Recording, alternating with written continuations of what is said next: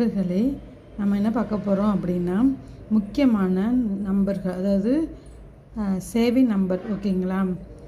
காவல் கட்டுப்பாட்டு அறைக்கு 100. இது எல்லாத்துக்குமே தெரிஞ்ச நண்பர்களே. அடுத்தடுத்து பார்த்துக்கோங்க, எக்ஸாம்லேயும் கேட்பாங்க. தீயணைப்பு சேவை அப்படின்னா 101, ஆம்புலன்ஸு 108 தெரியும். இது எப்போ உருவாக்கியிருப்பாங்கன்னா 2008 உருவாக்கியிருப்பார் கலைஞர் பீரியடில். மனநல சேவை உதவி 104, 14416. பேரிடர் கால உதவி 1077.